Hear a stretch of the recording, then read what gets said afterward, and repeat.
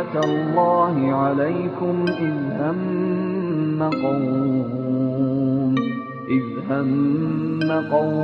Inilah 9 jenis jin dalam Islam yang kerap mengganggu manusia.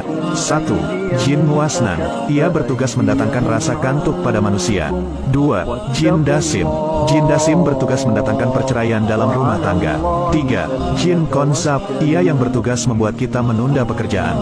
4. Jin wahlan. Ia memiliki kemampuan untuk menanamkan rasa ragu pada hati kita. 5. Jin zalambur. Ia bertugas untuk merayu manusia agar senantiasa boros dalam hidupnya. 6. Jin awar.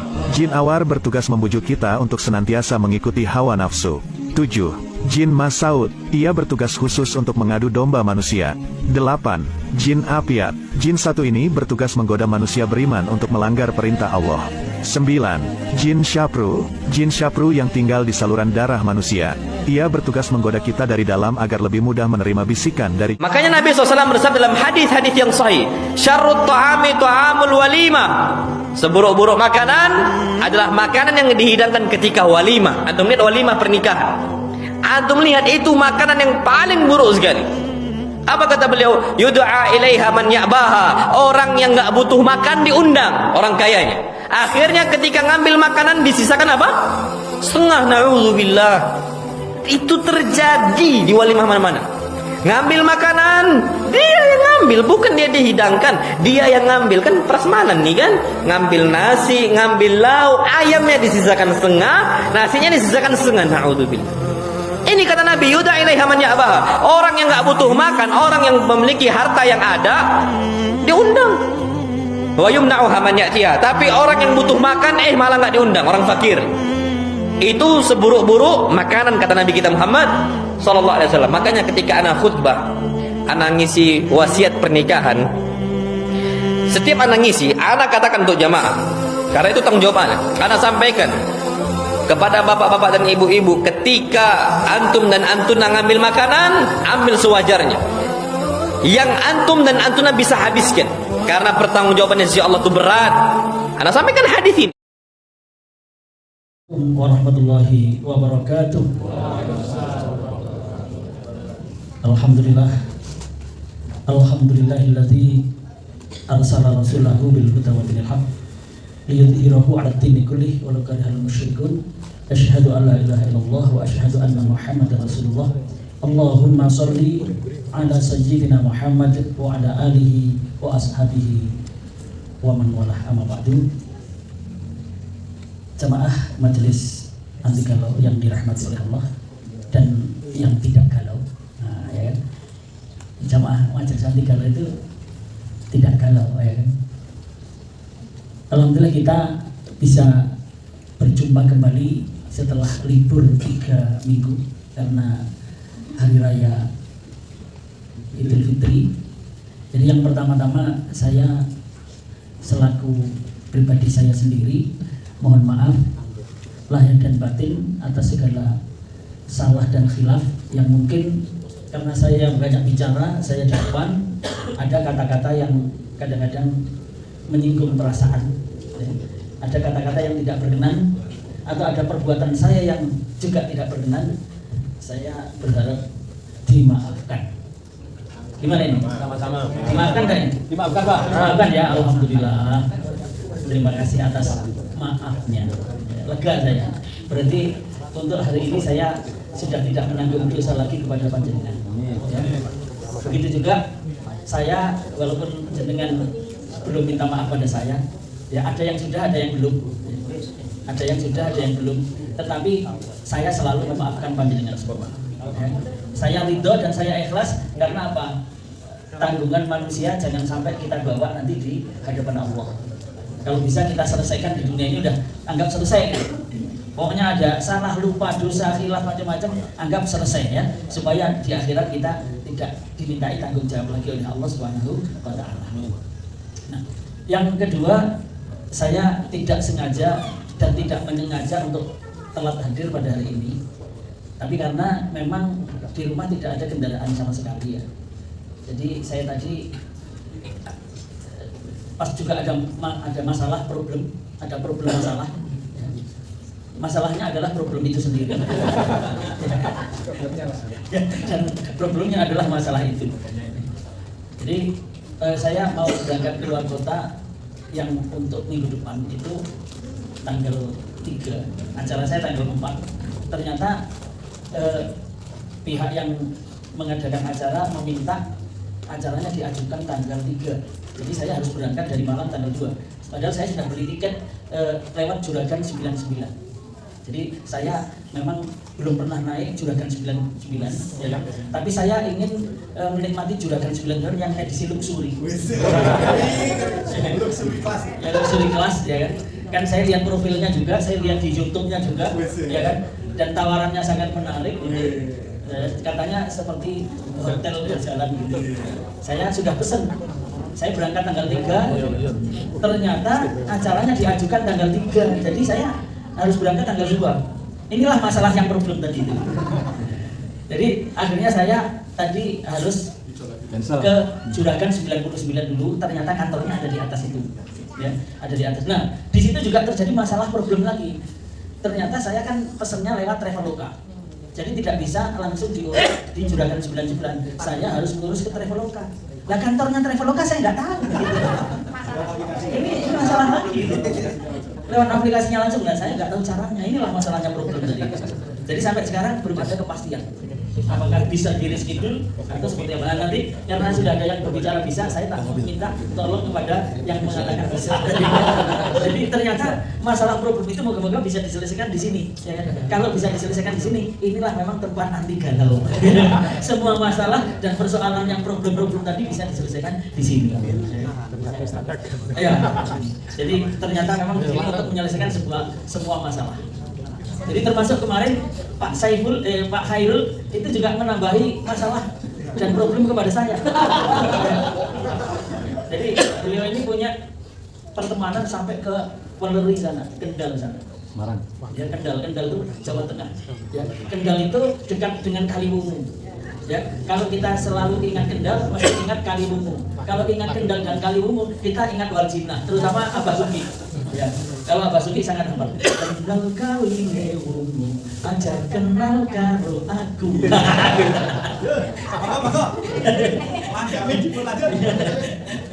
Jadi dan itu kemarin nomor saya dikasih telepon tuh sama Pak Khairul, dan alhamdulillah beliau sudah menghubungi saya.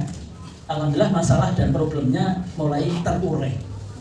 Nah, beliau minta doa kepada saya dan kepada teman-teman di Majelis Anti Galau supaya persoalan beliau itu dilancarkan dan dimudahkan oleh Allah. Amin. Ya, jadi masalahnya apa? Pokoknya doakan saja. Ya. Dan beliau juga berharap saya mengisi setiap bulan Majelis Anti Galau di Kendal. Jadi beliau sudah punya kelompok, ya, punya kelompok di sana. Itu kenalannya Pak Khairul tadi, punya jamaah yang setiap bulan ada pertemuan di rumah beliau, dan beliau mencari ustadz yang cocok, ya, yang anti galau. Kebetulan Pak Khairul yang mengenalkan. Baik, itu bahasa itu dari singkatan bahasa, ya, basi itu yang sudah kadaluarsa. Jadi bahasa basi itu bahasa yang sudah kadaluarsa. Jadi bahasa yang pokoknya keluar saja, ya, untuk mengisi waktu. Nah, saya sebenarnya sudah siapkan materi di sini. Jadi kita nanti akan kemarin berdasarkan permintaan. Jadi ada permintaan dari bukan hanya satu, tapi beberapa jamaah untuk mereview lagi, ya, mereview lagi, terutama juga permintaan dari Gus Panji, ya, itu, dan juga Pak Ardi, ya, dan juga teman-teman yang lain untuk mereview lagi jurus-jurus anti galau, ya kan? Jurus-jurus anti galau. Ini mungkin yang baru itu belum pernah mendapatkan jurus anti galau itu. Nanti akan kita review ulang di sini jurus-jurus anti galau yang sudah banyak ini bukti dan nyatanya, ya, orang yang sebelumnya hadir ke sini dengan wajah bermuram durja. Ya, bukan durja. Muram durja. Ternyata baru sampai di sini, ini yang saya cari, ini yang aku cari. Ya, dan sudah banyak akhirnya mendapatkan solusi. Bahkan kemarin ini Mas Mas Wisnu datang nggak nih? Oh, udah ada. Nggak ada. Oh, udah berangkat aja. Ya. Jadi bahkan Mas ada nih. Jadi nggak ada yang kepikiran azan begitu. Ya. Karena kayaknya ada yang masih puasa Syawal nih. Ada ya? Banyak. Ya, banyak, makanya tadi kepikiran azan. Jadi termasuk Mas Wisnu kemarin sebenarnya saya minta hadir ke sini. Ya. Hari Kamis yang lalu hadir ke tempat saya dan hari Ahad itu masih terlihat di Malang ya. Saya minta untuk menunda kepulangannya ke Tuban karena rumah beliau sekarang di Tuban. Ya, rumah beliau itu sekarang di Tuban, bukan lagi di Malang. Jadi tinggal mengurus proses administrasi pindah KTP aja. Secara resminya sudah di sana dan waktu itu penyerahan kunci itu saya sendiri yang menyaksikan, ya kan? Jadi penyerahan kunci rumah dan kunci mobil di sana. Bukan hanya itu, termasuk semua isi rumahnya itu sudah diserahkan kepada Mas Wisnu. Termasuk di sana ada seorang bidadari yang siap menunggu. Semuanya baru. Ketika saya ke sana itu rumahnya baru, ya. Kemudian perabot di dalamnya baru. Termasuk kamarnya itu baru, AC-nya juga baru, semuanya baru, termasuk istri baru. Ini kayaknya ada yang iri nih kayaknya. Kelihatan senyumnya. Ya, nggak apa-apa. Bagi yang duda-duda nanti tunggu gilirannya, ya, akan saya kasih. Jangan khawatir, jangan. Ya. Masih ada banyak di Tuban itu masih ada 3 lagi janda yang menemani. Jadi jangan khawatir. Supaya nanti katanya Mas Wisnu untuk membantu dakwah di sana. Karena Mas Wisnu Masya Allah itu sudah punya program dakwah di sana. Amin. Jadi itu dikasih fasilitas juga sama istrinya. Jadi ada planning dakwah beliau di sana setelah ngaji di Antigaluh. Jadi ilmu untuk dakwah itu diterapkan di sana. Terutama kemarin itu ilmu yang dari Mas Denny, ya, kemudian dari Pak Ardi sama Gus Panji. Jadi di sana mau mengadakan kopi gratis juga. Itu ilmu dari Pak Denny. Kemudian ilmu mengajak untuk ngaji. Jadi pokoknya orang yang datang di kopi gratis langsung diajak ngaji itu karena Mas Wisnu pengalamannya begitu. Kemarin cerita waktu lagi galau, ya kan, ternyata loh kok ada kopi gratis. Kemudian dia hadir, ya, di kopi gratis itu tiba-tiba didekati sama Gus Panji. Ya, besok itu kan hari Selasa ya.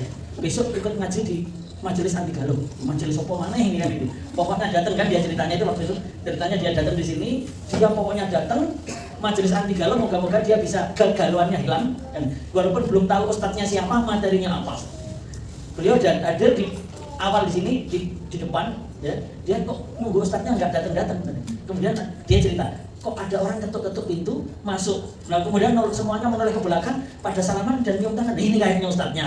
Gitu. Nah ternyata ustadznya adalah yang ada di depan dia. Itulah kira-kira ceritanya. Baik, untuk pemanasan materi saya akan saya mulai di minggu depan ya. Nah, minggu depan. Tetapi saya masih akan meneruskan beberapa pertanyaan yang belum selesai. Ya, termasuk tadi ada permintaan pertanyaan dan pertanyaan belum selesai akan kita selesaikan di sini. Ya, jangan sampai kita selesaikan di luar. Ya. Atau kalau kita selesaikan di luar nggak apa-apa, ayo kita keluar sekarang. Diselesaikan di meja makan aja ya. Jangan begitu. Diselesaikannya di meja makan aja ya. Nanti kita selesaikan di meja makan. Gitu. Jadi banyak masalah yang bisa kita selesaikan di meja makan. Betul. Ya, baik. Ya. Baik, begitu silakan dibuka pertanyaan. Oke, wah ini. Tapi saya sebenarnya di sini sudah ada jawaban yang kemarin pertanyaan dari Pak Atim, ya kan, yang hampir terselesaikan. Ini sudah saya jawab tapi belum sampai tuntas. Diulang lagi pertanyaannya atau? Udah, di sini sudah saya. Berarti langsung aja. Sudah direkam. Tapi kita tampung pertanyaan yang lain. Oke, siap. Temanya hari ini adalah talk show, Bapak Ibu sekalian. Monggo yang mau bertanya, Bapak-bapak satu, Ibu-ibu satu. Monggo. Atau Ibu-ibu duluan? Oh, ini Bapak duluan. Oke. Assalamualaikum warahmatullahi wabarakatuh. Waalaikumsalam. Ini tentang utang ya? Tentang utang? Ya, apa? Gak apa-apa. Enggak apa-apa. Di sini pertanyaan apapun akan dijawab. Jadi gini, saya itu punya problem. Saya dulu kan mau. Problemnya masalah juga. Ya. Masalah juga problem. Jadi masalah problemnya adalah saya dulu pernah mau ngambil rumah syaratnya kan DP-nya harus pada waktu itu 70 juta antara angsuran. Saya sudah angsur, sudah lunas. Terus pada waktu itu saya istilahnya minta jarak untuk tidak meneruskan dulu, kan pada waktu itu pandemi. Saya juga harus sampai dari perusahaan.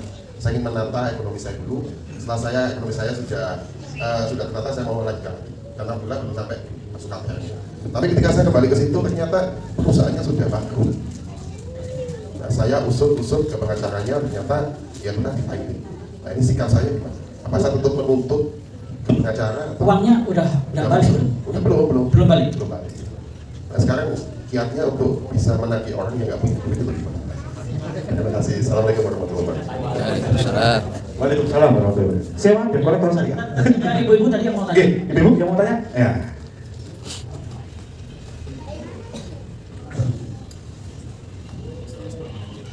Bismillahirrahmanirrahim. Assalamualaikum warahmatullahi wabarakatuh. Mohon maaf, saya mau bertanya karena saya kan kurang biasanya itu nggak tahu ya pihak tahu kalau ada ASN yang mendekati purna itu kok tahu. Nah, begitu terus saya di WA terus diberikan apa ya ini. Nah, diberikan ini, berarti saya konsultasi ke suami, cuma nggak bisa digubris. Nah, karena apa? Karena dulu itu dari salah satu bank itu sudah minta data ke saya, tapi saya juga sedikit banyak ada kekhawatiran sampai ganti nomor orangnya masih Japri memberikan ini lagi. Itu pertanyaan yang pertama. Terus solusi saya bagaimana? Apakah saya langsung menolak dengan bahasa yang halus atau saya singgung masalah? Terus pertanyaan yang kedua, sehubungan dengan tadi yang disampaikan oleh Pak Khairul ya tadi ya? Pak Khairul. Ya, disampaikan oleh Pak Khairul tadi, misalkan seseorang itu sudah terlanjur ngambil kredit di bank, lalu misalkan jangka waktu angsuran 3 tahun misalkan, kan umumnya 3 tahun gitu ya, entah itu sepeda atau apa. Terus misalkan kita tidak menggubris, tidak bayar angsuran. Nah, tidak bayar angsuran, katakanlah sampai berapa kali, 5 atau bahkan 10 lah maksimal. Itu apakah nantinya tidak ada urusan ke ranah hukum? Itu pertanyaan saya. Terima kasih. Assalamualaikum warahmatullahi wabarakatuh. Itu kalau persoalan ranah hukum nanti yang jawab beliau ini, karena sudah berpengalaman. Berpengalaman di hukum ya. Oke, tadi pertanyaan pertama yang dari saya melanjutkan. Melanjutkan dulu. Oke, boleh. Dari Pak Atim ya. Jadi kemarin yang jawaban saya belum selesai dari Pak Atim adalah tentang hipnoterapi, ya kan? Betul Pak Atim ya. Nah, jadi bagaimana hipnoterapi itu halal atau haram? Kemarin ya, saya bilang masih akhirnya maghrib kemarin, saya bilang bahwa hipnotis itu ada 2 jenis. Hipnotis itu ada 2 jenis. Satu, hipnotis yang memakai jin. Itu biasa namanya gendam. Ya, gendam. Ya. Kemudian yang kedua, hipnotis yang memakai ilmu psikologi. Ya, jadi memang memakai manusia ini ada punya otak namanya otak kanan, otak kiri, ya kan? Nah, oke, jadi intinya begini. Kalau dijelaskan secara detail nanti ada mata kuliah tersendiri ya. Jadi kita nanti malah dua SKS. Tapi nanti satu saat akan kami hadirkan pemateri yang istimewa yang beliau adalah terapis, ya kan? Ya. Dan kalau panjenengan nanti mau benar-benar mau dihipnotis itu bisa ya kan? Nanti akan saya hadirkan itu nanti ada tamu istimewa ya kan? Yang sudah kita siapkan ya, sudah kita siapkan. Jadi begini contoh, kemarin saya contohkan saya kemarin masih ingat sekali. Jadi saya kemarin dalam mencontohkan itu pakai YouTube ya kan, pakai YouTube-nya saya kasih ini masih ingat kan? Bulan Ramadan kemarin saya tuh masih ingat, masa di situ nggak ingat? Atau nggak ada?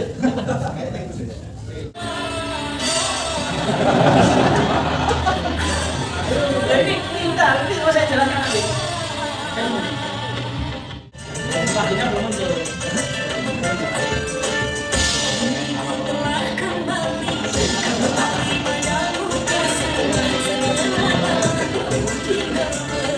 Oke, Cukup. Ya. Jadi kalau di dalam dalam ilmu komiknya ada 3 hal.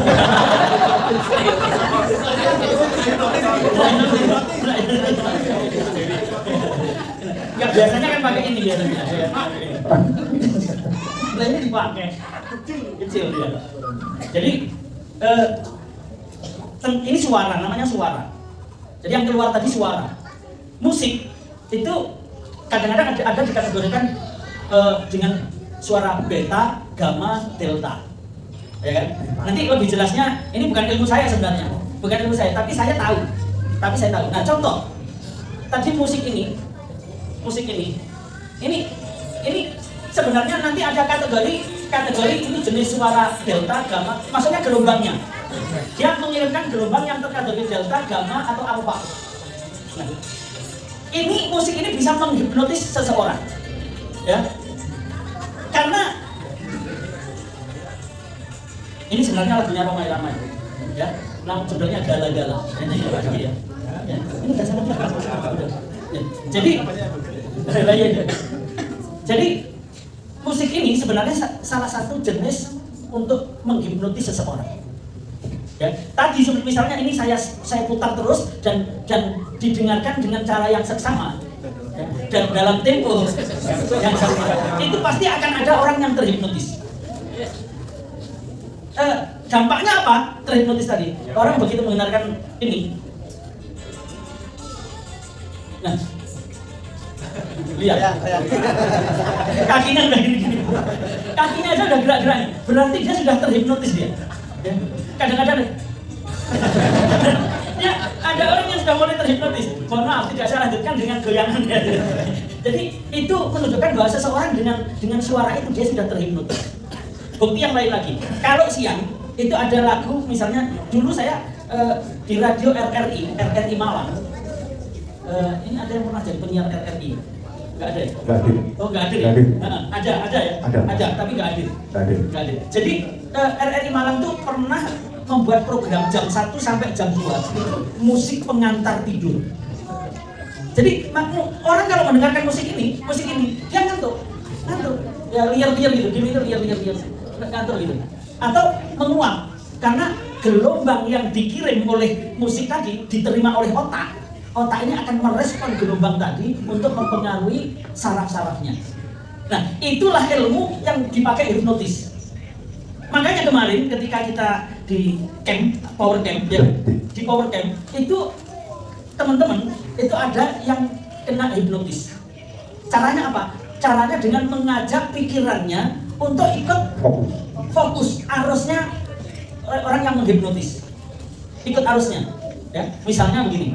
Pertama diajak bergerak, diajak tepuk tangan atau diajak mengatakan sesuatu begitu. Terus dia akan terus ikut, terakhir akan di-closing sama penghipnotis tadi. Luar biasa. Ada seseorang ada di sini guys. Gak ada. Yang paling yang parah dari Kediri mana? Oh, dari Kediri yang parah. Jadi orang itu ini coba seperti saya. Ini misalnya tubuh saya, kaki sama kepala. Kalau saya ini begini, kira-kira kaki saya nekuk atau lurus seperti kayu coba. Oh, Nekuk. Iya. Tapi itu dihipnotis agar dia menjadi seperti kayu. Jadi lurus begini, lurus sampai dia dikasih dua ini bagian kepala, ini bagian kaki. Yang di tengah ini tidak turun, jadi lurus kaku begini. Jadi dia sudah terhipnotis. Dengan apa? Dengan mengirimkan gelombang tadi, suara. Sugesti. Ya, sugesti. Jadi yang seperti ini ilmiah. Yang seperti ini tidak haram karena ilmiah. Dalam pengobatan dengan pakai hipnoterapi, metode inilah yang dia pakai. Ya, yang dipakai adalah ilmu yang seperti ini. Jadi makanya ada ilmu hipnoterapi sendiri. Kalau dendam beda caranya. Ya, kalau dendam tuh caranya berbeda karena dia pakainya bukan ilmiah. Berarti yang disitulah yang tidak boleh, ya, yang tidak boleh. Tuh sudah ya Pak Atim ya. Oke. Nanti supaya jelasnya akan saya undang untuk hadir di sini kapan-kapan saya pelaku. Bukan. Terapis, hipnoterapis. Hipnoterapis. Jadi beliau ini sering mengisi training ya untuk hipnoterapi di kantor-kantor maupun di instansi termasuk di kepolisian ya kan?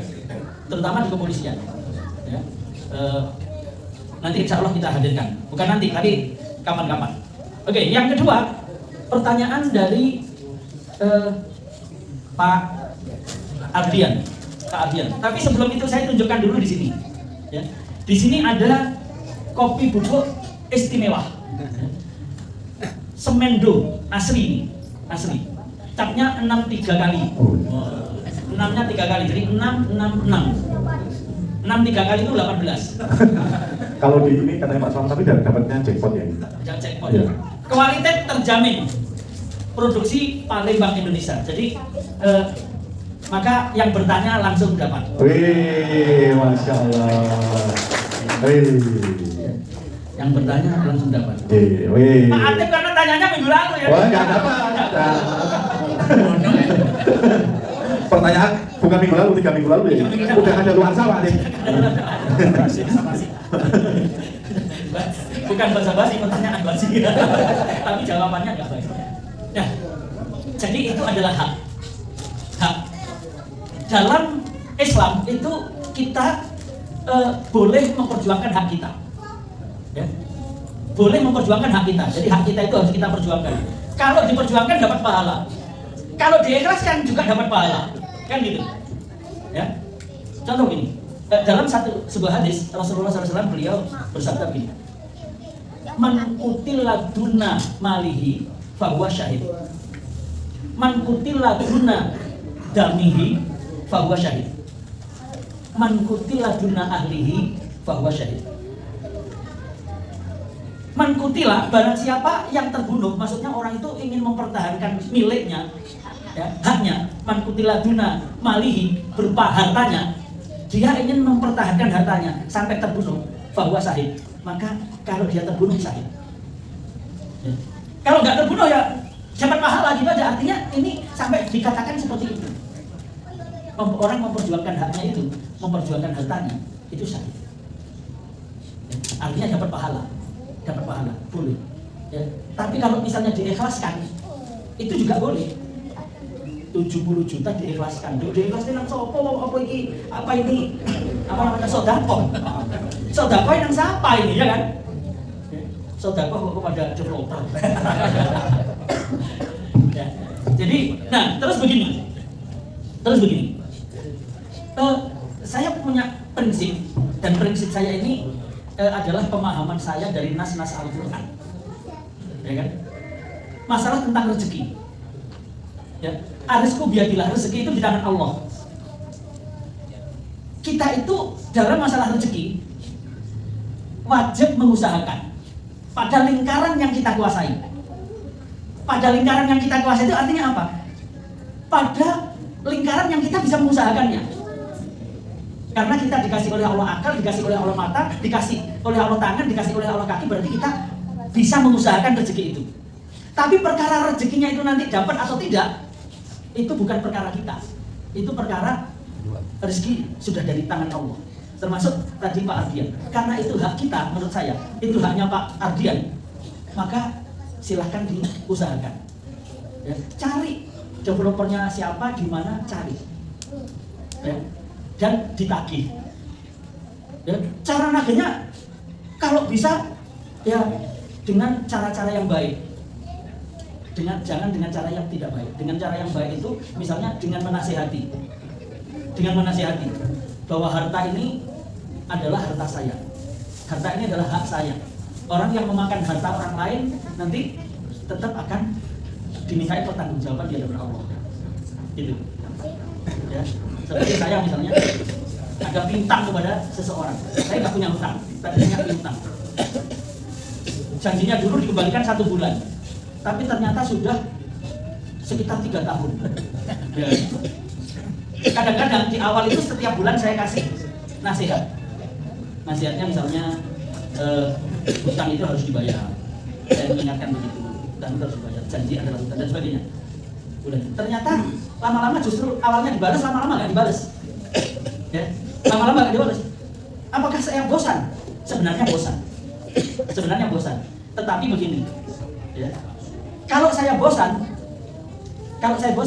berarti saya telah berbuat zalim. Bukan kepada diri saya, tetapi kepada orang yang pinjam tadi. Kenapa? Karena membiarkan dia dalam kezaliman. Ya kan? Dalam kezaliman. Artinya hutang itu kan harus dibayar. Ketika orang tidak membayar hutang, ya, dan sengaja tidak membayar hutangnya, maka itu kezaliman. Karena hutang itu harus dikembalikan. Maka kita harus selalu mengingatkan. Ya, harus selalu mengingatkan. Walaupun saya sudah 1 tahun tidak lagi mengingatkan. Ya. Bukan saya bosan, tapi saya berhusnuzon, mungkin belum punya duit. Gitu aja. Mungkin belum punya duit. Kalau sudah punya duit, mungkin dia akan mengembalikan. Wallahu. Ya. Di samping saya juga berdoa kepadanya agar dia dapat rezeki yang banyak, supaya bisa segera melunasi hutangnya. Gitu. Saya juga berhusnuzon bahwa dia masih lebih butuh untuk yang lain daripada untuk nyaur hutang saya. Dan saya berhusnuzon kepadanya, dia mungkin juga berhusnuzon kepada saya bahwa saya masih punya duit. Gitu ya. Masih punya duit. Ya. Buktinya apa? Ya, buktinya saya tidak mengeluh. Ya. Karena punya duit atau tidak punya duit itu pantang mengeluh. Jadi ditagih saja, Pak. Ditagih diusahakan. Kalau rezekinya insya Allah balik. Kalau bukan rezekinya, akan diganti oleh Allah dengan rezeki yang lain. Sebenarnya itu sudah diganti. Sebenarnya kalau itu sudah diganti. Ganti apa? Ya, rotinya laris. Ya kan? Rotinya laris itu udah, ternyata diganti. Tapi kadang-kadang kita ini nggak ngerti bahwa itu sebenarnya ganti dari Allah. Ya. Pikiran manusia itu kadang-kadang ganti dari Allah itu hilang tekok kene itu ganti nih. Padahal tidak harus begitu kalau rumusnya Allah itu. Kalau rumusnya Allah tidak begitu. Kadang-kadang kita itu diganti dengan yang lebih baik. Ya, kan doa itu pasti dikabulkan oleh Allah. Yang pertama, ya, dikabulkan dengan permohonan yang dia minta. Yang kedua, diganti dalam bentuk yang lain. Yang ketiga, nanti oleh Allah diberikan pada hari kiamat sebagai pahala. Ya, sebagai pahala. Jadi kita itu tidak pernah rugi. Orang mukmin itu selalu tidak pernah rugi, semuanya selalu beruntung. Nah, gitu. Ya. Jadi ini dari Pak Ardian. Ya. Gitu, Pak Ardian. Terima kasih. Itu rotinya selalu datang ke rumah saya. Anu Pak Ardian datang ke rumah saya juga. Kemarin hari raya juga begitu, roti berbagai macam rasa. Mereknya Juna. Namanya Juna. Pak Ardian tapi merek rotinya Juna. Jadi hanya satu kemarin yang menurut saya tidak tersampaikan cita-citanya, tapi karena waktu, ya, karena waktu dan karena kendala, ya, saya ingat beliau itu ingin membuat roti buaya. Wah, kemarin disampaikan kepada saya, ya. Tetapi karena kendala waktu dan teknis yang lain, akhirnya tidak tersampaikan. Nah, roti buaya. Saingannya Jakarta. Ya. Tapi buayanya bukan buaya darat. Karena buaya darat itu lebih berbahaya. Baik, sekarang pertanyaan ketiga akan dijawab oleh Gus Yusuf. Ya, monggo, Gus Yusuf saya kasih dan kesempatan saya berikan kepada panjenengan. Ini kakaknya Binyamin. jam berapa Mas Chandra? Aduh, udah mau maghrib. Oh, 2 menit lagi. Oke, singkat saja Bu. Jadi pertama, kalau ada tawaran gitu, sebenarnya itu ada peluang dakwah, Bu. Peluang dakwah. Jadi ketika jenengan tolak, ya mohon maaf, saya tidak bisa menerima hutangnya gitu, karena ini mengandung riba. Jadi kalau perlu diberikan nasihat. Mudah-mudahan yang ngejar Ibu itu ikut tobat gitu. Itu yang pertama. Terus yang kedua, kalau terkait permasalahan hukum, pengalaman saya selama ini, insya Allah tidak ada permasalahan hukum, Bu. Karena memang kalau hutang itu hukumnya nanti larinya ke perdata. Tuntutannya perdata. Kalau perdata itu kan berarti hanya nanti tuntutannya adalah bayar apa nggak bayar, cuma gitu doang. Tapi yang pasti begini, selama ini saya mendampingi masalah utang KPR ataupun utang leasing gitu ya, leasing gitu. Terutama yang paling sering terjadi kasus itu di leasing, Bu, kalau kendaraan. Pertama begini, kalau leasing itu tidak boleh diambil di tengah jalan, itu sudah ada pelanggarannya. Terus caranya gimana Mas yang ambil? Dia harus melalui pengadilan, Bu. Itu harus dituntut melalui pengadilan. Nah, ada namanya perjanjian fidusia. Nah, perjanjian fidusia itu seperti apa? Nah, ada yang fidusia didaftarkan, ada fidusia tidak didaftarkan. Nah, itu berarti nanti masing-masing leasing berbeda. Tapi biasanya motor itu perjanjian fidusianya itu nanti dia kolektif berapa ini gitu. Kalau mobil biasanya satu mobil satu fidusia. Tapi itu pun juga penarikannya harus melalui pengadilan, tidak bisa ditarik langsung. Itu. Terus kalau KPR itu prosesnya juga panjang Bu. Jadi kalau misalnya ada KPR, terus KPR-nya mau dihentikan itu prosesnya panjang, mulai dari kolek 1, kolek 2 sampai kolek 5 gitu, sampai nanti ada surat menyurat dan seterusnya. Yang paling utama begini, yang sering terjadi di orang-orang yang kredit itu adalah bahwa mereka pertama tidak membaca perjanjian. Yang kredit itu pasti semuanya nggak ada yang membaca perjanjian, tanda tangan tok. Nah, yang kedua disodorin perjanjian baru juga langsung ditandatangani. Nah itu udah dua kesalahan tuh. Pertama nggak dibaca, disodorin, kedua ditandatangani lagi. Jadi poinnya adalah begini, ketika mau menghentikan hutang riba, berarti jenengan ketika disodorin perjanjian apapun dibaca dulu. Artinya poinnya adalah ada perjanjian restruktur atau apapun bentuknya itu nanti dibaca dulu. Jadi kalau untuk sampai permasalahan hukum selama ini saya kurang lebih hampir 8 tahunan tidak pernah ketemu sampai permasalahan itu, kecuali kalau kita menggelapkan. Jadi misalnya motor kita leasing, motornya kita jual, itu namanya menggelapkan. Nah itu bermasalah pasti, itu baru bermasalah ke ranah pidana gitu. Nah itu yang penting bendanya tidak kita gelapkan atau apapun barangnya tidak kita gelapkan, itu kita tidak akan lari ke ranah pidana gitu. Paling gitu Bu. Jadi kalau masalah data tadi jangan khawatir, bank itu sudah punya Bu. Karena bapak saya dulu ASN, siapa mau pensiun itu sudah ada listnya Bu. Jadi pasti sudah siap-siap, jangan khawatir. Dapatnya gede kan Bu ya? Oh, ratusan juta kan Bu ya? Oh, ratusan juta Bu, enak Bu itu Bu, taspen kok. Nah, jadi kan almarhum pun udah langsung lunas itu utangnya. Gitu. Oke, gitu ya pengalaman. Ya, terima kasih. Silahkan sambil berbuka ya. Jangan bosan.